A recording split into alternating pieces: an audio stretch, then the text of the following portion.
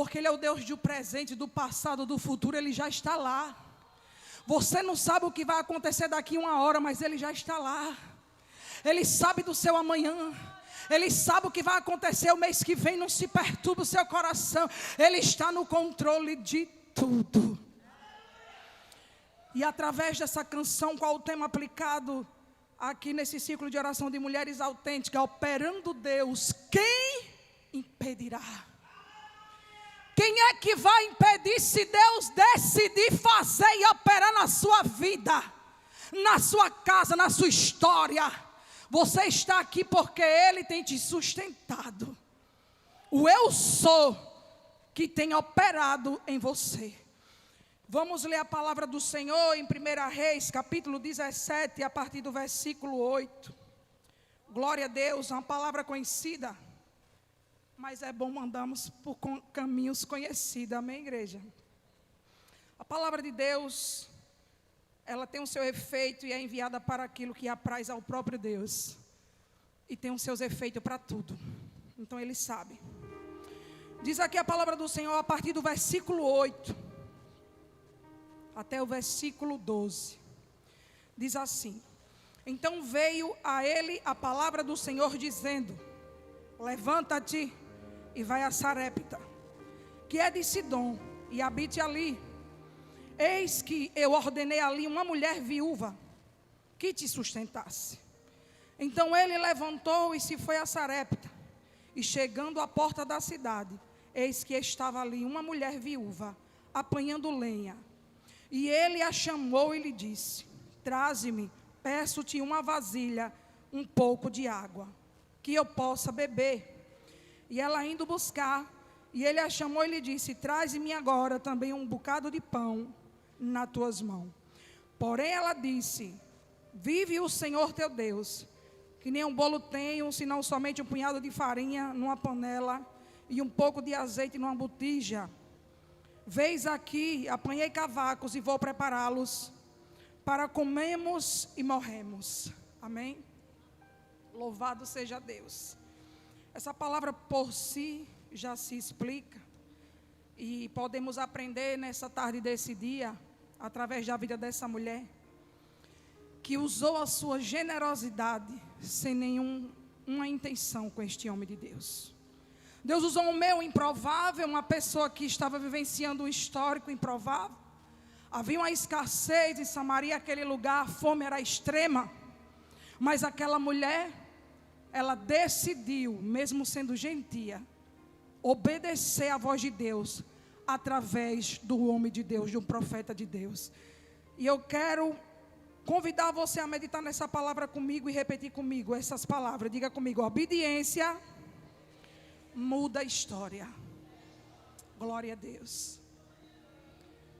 O homem e a mulher de Deus que anda de acordo com a palavra de Deus, ainda que ele chore, ainda que sofra, ele sabe que tem resposta, sabe que tem provisão, porque ele sabe que aquele que prova ele não prova além das forças, porque conhece o limite, sabe a história, e ainda sabe que o inimigo, ele vai tocar debaixo de ordem algumas vezes, que ele pediu permissão na palavra de Deus para tocar em Jó. Ele teve que pedir permissão ao dono da vida.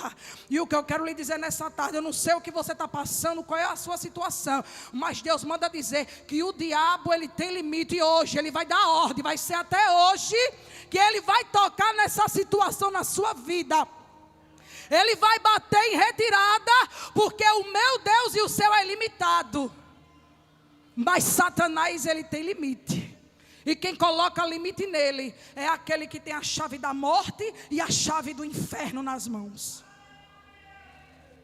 Podemos ver aqui que o profeta, ele estava diante de uma situação de ameaça, onde o próprio Deus esconde ele. Tem situações que eu e você passa por diversas experiências que o próprio Deus nos esconde.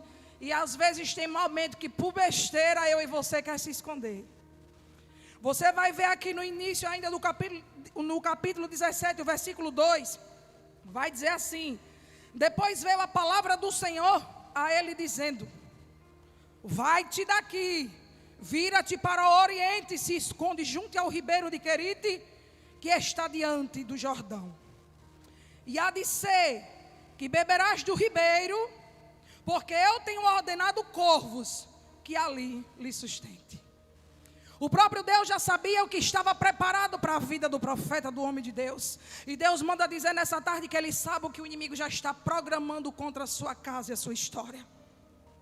E antes que o inimigo chegasse, Deus chegou primeiro, mas o homem de Deus, conhecendo a voz de Deus, com a intimidade com o Espírito de Deus, ele não questiona, ele não indaga, ele não pergunta, ele não procura saber, ele obedece, porque quem tem endereço e tem intimidade com o dono da vida, ele não se perturba, não se embaraça, não se mistura, ele tem endereço certo.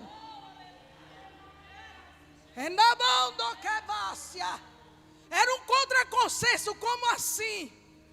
Um corvo que se alimenta de carnes de ave, era uma ave impura, que também tinha condições de se alimentar daquele alimento, mas por ordem de Deus, você não vai tocar, porque esse alimento é do meu profeta, do meu filho. Você só tem aqui uma incumbência de levar o que é dele e entregar na mão dele. Até quem não quer entregar e não quer ver o que Deus vai fazer na sua vida, vai chegar a cabeça nas tuas mãos e dizer: foi Deus que mandou. Eu não sei o que passa na cabeça do profeta Elias, eu não sei qual foi a padaria que fez o pão, eu não sei qual foi o açougue que fez a carne, mas não faltou carne, não faltou pão, não faltou água, porque no esconderijo de Deus tem provisão para você. Ele está te escondendo, mas está cuidando, está trabalhando e não vai deixar faltar nem saúde, nem veste, nem remédio, nem pão, nem cama, nem casa, nem portas abertas, porque Ele é o dono da providência. Repita assim comigo: Deus vai permitir acontecer coisas para validar o que Ele tem na sua vida. Remanda ravassúria. Elias não tinha nem noção da preparação que Deus já estava com ele. Era um particular, era um tete a tete. À frente tinha profeta de Baal, tinha desafio. E aquela mulher que provou a providência ainda ia passar por algo extremo dentro da casa dela, que nem ela mesma esperava.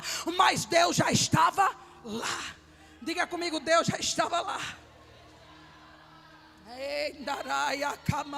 Você não está entendendo. Ele está dizendo: não se preocupe, eu sei de tudo.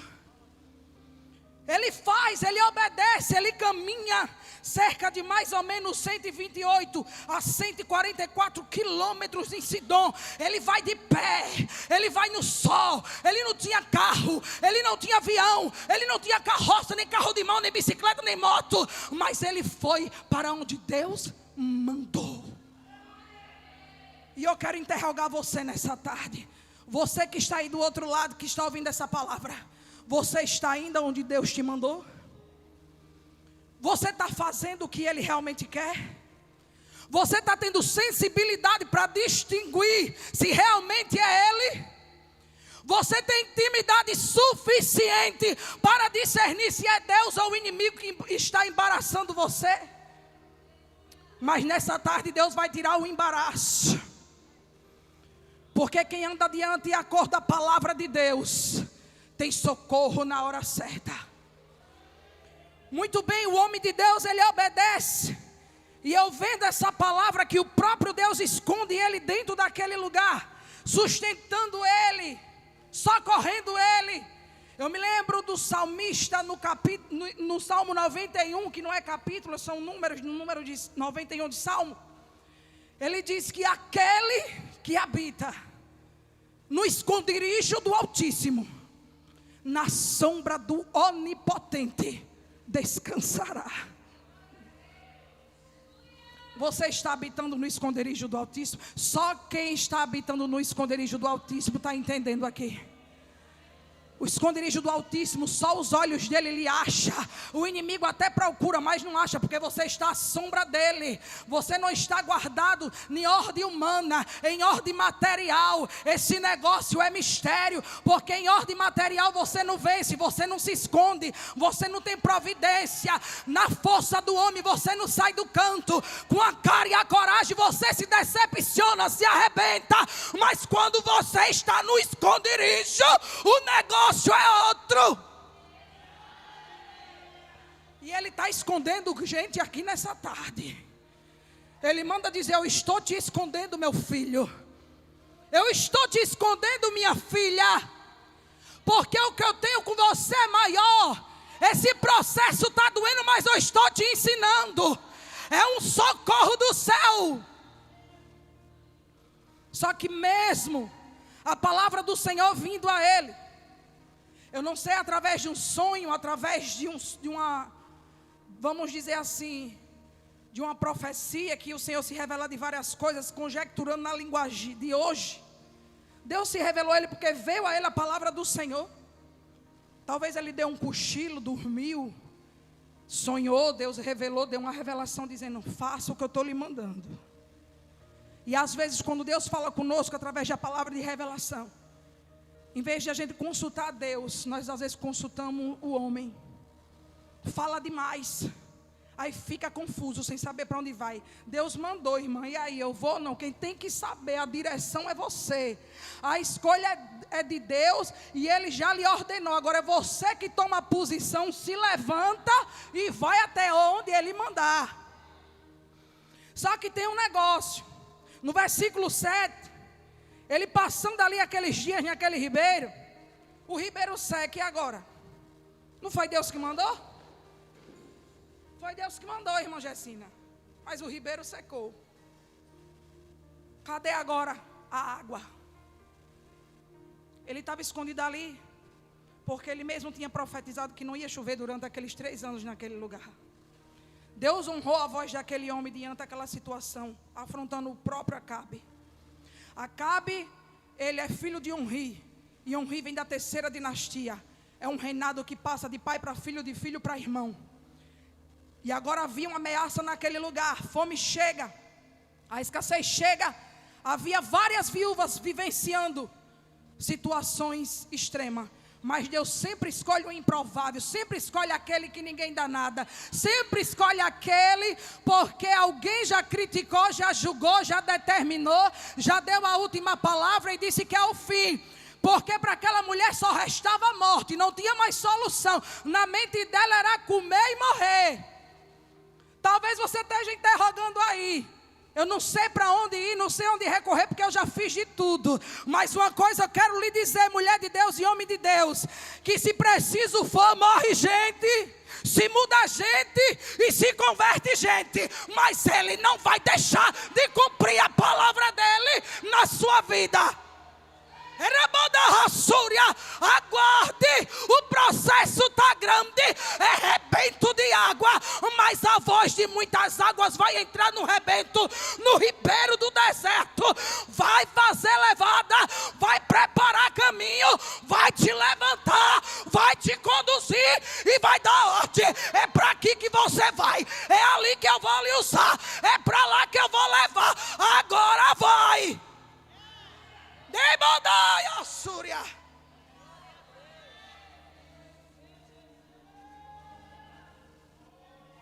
O ribeiro secou, mas mesmo assim o homem de Deus continua obedecendo, continua crendo. Ele poderia perguntar: o que é que eu vou fazer lá em Sarepta? Quem é essa mulher? Me diga o nome dela. Ei, Deus não precisa de muita coisa não quando Ele quer fazer. Ele disse: é uma viúva. Quando você chegar lá, eu vou lhe mostrar quem é. Ei, havia várias viúvas. Ele poderia chegar para ela e perguntar: é você a viúva que Deus mandou? É você a viúva que está passando por necessidade? Ele chega na porta da cidade, ele vê a mulher de longe, ele identifica o Espírito de Deus. É ela. É aquela que está ali catando cavaco.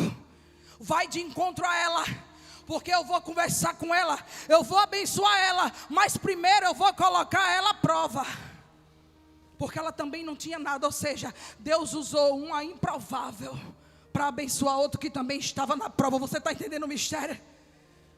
Deus vai confundir tudo. Alguém que você menos espera, alguém que você nem sonha, alguém que você diz assim: essa coitada, esse coitado que não tem nem para ele e nem para ela vai me dar. Ei, Jeová está dizendo: eu sou o dono do ouro e da prata, e quando eu determino, eu dou, eu faço, eu abro, eu fecho, eu saro, eu mato e faço viver. E quem é que impede? Operando eu, quem impedirá? Operando ele, quem impede? Quem é que determina?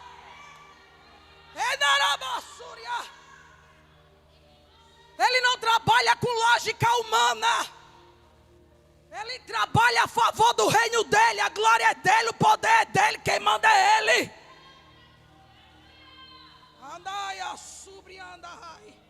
Obedece. Obedeça sem nenhum interesse. Porque ela mulher, ela sabia que o homem era de Deus e ela creu. Ela não tinha o que dar, mas ela obedeceu. Porque na mesma hora ela disse assim: eu sei que tu és homem de Deus.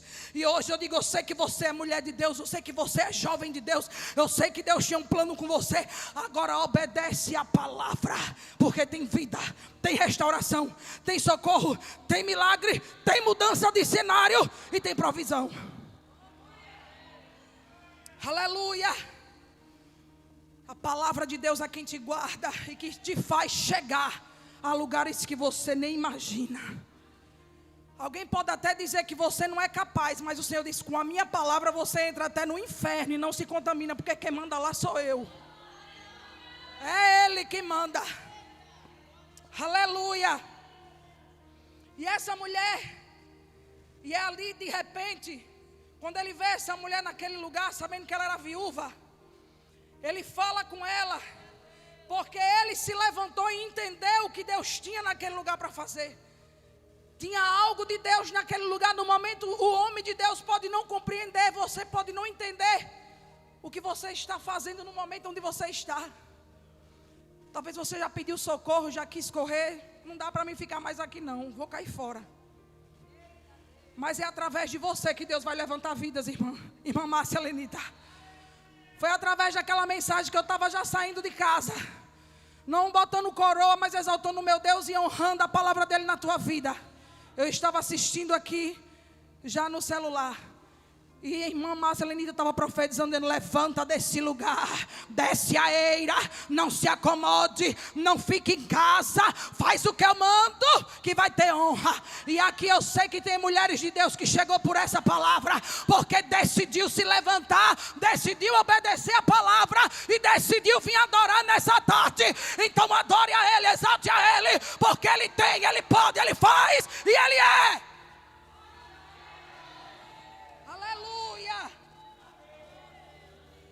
Imagino eu que agora ele se encontra com aquela mulher cansado, sem força, com muita sede, tinha caminhado muito. E aquela mulher, em outras palavras, traduzindo agora, é como se ela dissesse assim: eu não tenho não, moço, nem para mim, mas como é que eu vou lhe dar? Tem gente que diz assim: eu não tenho nem para mim, eu vou dar aos outros. Mas às vezes Deus tem algo maior para você, porque Ele sabe o que vai acontecer dentro da sua casa depois. E Ele está ali provando e você não está entendendo.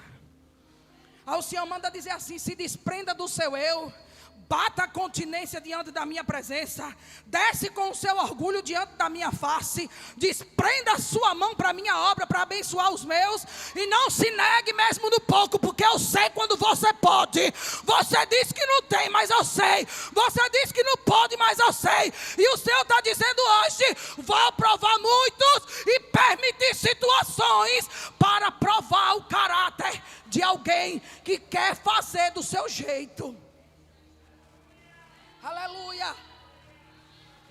A generosidade daquela mulher trouxe provisão para ela e para o seu filho. Porque ao servir aos outros é algo que agrada a Deus. Às vezes somos muitos egoístas. Ela não foi egoísta, aquela mulher. Ela não pensou só nela. Ela não disse, não, aqui é só meu. Quem só manda aqui sou eu. Quem grita aqui sou eu. O grande aqui sou eu. Quem dá a última palavra aqui sou eu. Não. Ninguém é grande diante desse Deus.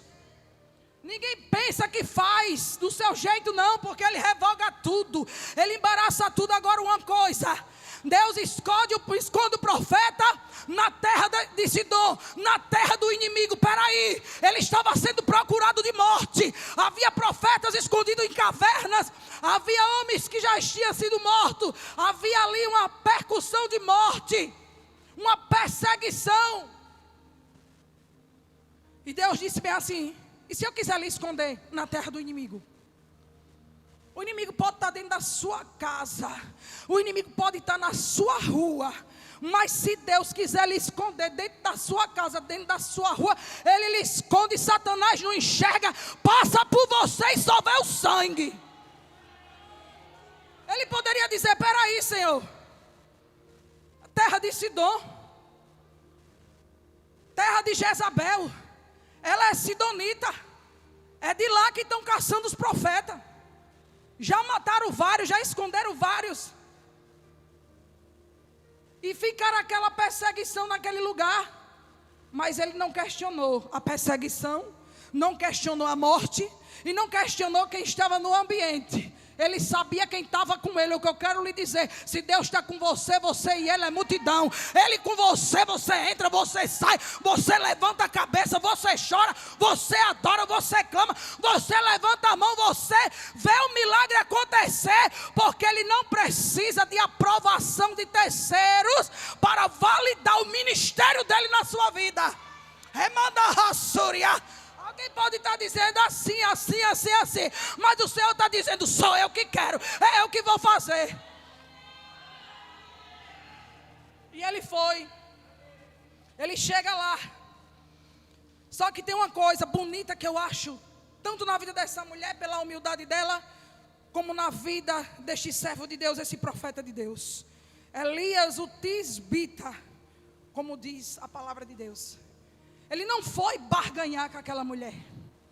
Ele não foi por interesse próprio, irmã Gessina. Ele não foi porque ela tinha alguma coisa para oferecer, não. Porque muitos por aí, infelizmente, vemos que para você orar, para você pagar o preço, às vezes tem que dar alguma coisa em troca. Até para fazer a obra dentro da casa de Deus. Ah, mas o que é que o irmão está fazendo? O que é que ela está fazendo? E vai me dar o quê? E assim vai barganhar com Deus. E a salvação que Ele lhe deu de graça, e o amor que Ele lhe deu imerecido, e o perdão que Ele lhe dá todo dia. Quando aí você trai, mente e revoga, e muitas vezes não quer suportar. E o Senhor me mostrou que essa mulher, ela contemplou o Senhor na vida deste homem. Havia uma identidade para os profetas. Eles vestiam aquelas roupas de pele de animal. Havia um cordão que denunciava se era sacerdote, se era profeta, pelo tamanho da roupa. Aquele dali, a roupa é maior. Tem um sino balançando. Aquele dali é diferenciado. Ei, alguém está se incomodando pelo que Deus lhe deu. Mas não vai adiantar. Não vai adiantar. Aquele homem foi debaixo de ordem. E ele não foi negociar a unção dele. O que ele queria era que aquela mulher obedecesse. Sabe por quê? Ia haver algo que ia causar muita dor e lamento dentro daquela casa. Mas mesmo assim não foi suficiente para essa mulher se conformar que aquele homem era profeta. Ele fica lá durante quase 3 anos naquele lugar. Praticamente ele vira um hóspede da viúva de Sarepta. E naquele lugar ele se alimenta, ele dorme, ele come, ele ora. Ele fica lá porque Deus tinha algo lá. E onde Deus manda profeta, porque Deus quer tratar, tem alguma coisa. E você já é profeta da nação, porque a palavra de Deus já é a maior profecia. Todo dia Ele fala com você. Se você abrir a palavra, Ele vai falar, Ele vai se revelar. E o Espírito de Deus vai ter algo para conduzir a sua vida. Só que deixamos as coisas de Deus para trás, para terceiros. Primeiro damos prioridade aos nossos costumes, aos nossos egos. Queremos primeiro a nossa parte, depois Deus. Com Deus nem é assim não. Ele diz que Ele é prioridade e exclusividade. Primeiro o reino e depois a providência vai chegar. Aí aquela mulher, agora ela vai viver um milagre dentro da casa dela. E no versículo 13 vai dizer que Elias disse a ela: aleluia, não temas. E hoje eu digo para você: não temas. Elias, como homem de Deus, suficiente para discernir o estado emocional daquela mulher, o psicológico gastado pela situação e a circunstância, com um cenário praticamente de morte, porque a morte chegou lá dentro daquela casa. E ele agora conforta o emocional daquela mulher com aquelas palavras. Porque o homem de Deus e mulher de Deus que se diz cheio do Espírito, cheio da palavra, cheio da unção, ele tem que saber entrar, tem que saber sair, saber o que vai dizer, onde vai dizer, com quem vai dizer e por que está dizendo. Ele não se aproveitou da situação, mas ele já sabia o que Deus estava falando com ele. E no mesmo tempo ele teve unção e autoridade para acalmar o coração e o psicológico daquela mulher. Ao contrário de muitos que quando vê um morrendo, bota o pé e acaba de matar. E às vezes usa e abusa daquilo que Deus confiou na sua mão. Mas ele diz assim: eu sou o Deus que dá e eu sou o Deus que tira. E Elias foi olhar porque eu mandei, não foi porque ele quis não. Não foi porque você quer que você chegou aqui. Não é porque você é bonitinho, bonitinha, tem dinheiro no bolso, casa bonitinha, não. Jesus não está preocupado com isso não. Ele está preocupado com quem está disposto a ir. Com quem diz: eis-me aqui. E ele vai, olha para aquela mulher: não temas, não temas. Era um pensamento de tristeza. Concluiu, com certeza, ela estava com depressão, espírito perseguindo, entristecendo, abatendo, perturbada, porque não é fácil ver uma criança, ver um filho já à beira da morte, morrendo, procurando o que comer e não ter. Eu começo a me imaginar no lugar daquela mulher, procurando um leite, uma massa, e vendo o filho já chegar a hora da morte. Aí ele agora chega para ela e diz: não temas. Não temas, vai, faça conforme a tua palavra. Porém, faça isso primeiro para mim, um bolo pequeno, e traga-o, e depois fará para ti o seu filho. Aleluia. E quando ela obedeceu, houve uma mudança de cenário dentro daquele lugar.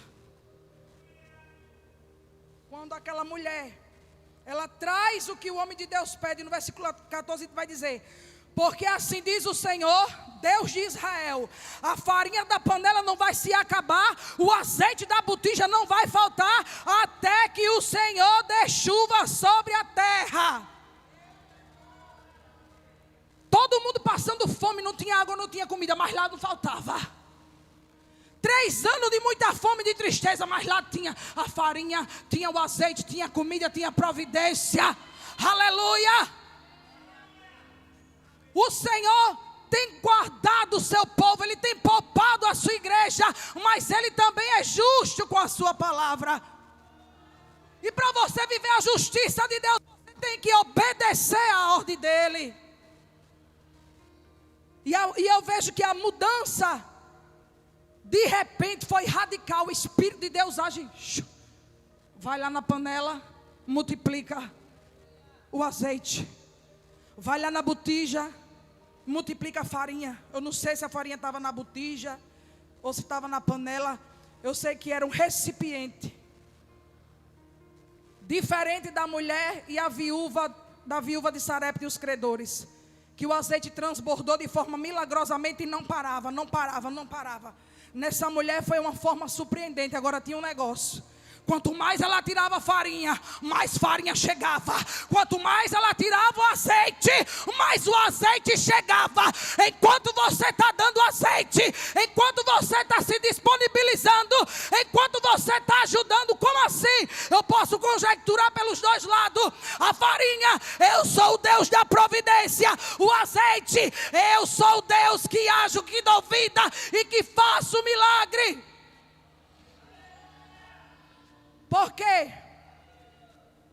Ele estava dizendo: eu não sou somente o Deus da providência, eu sou o Deus do impossível.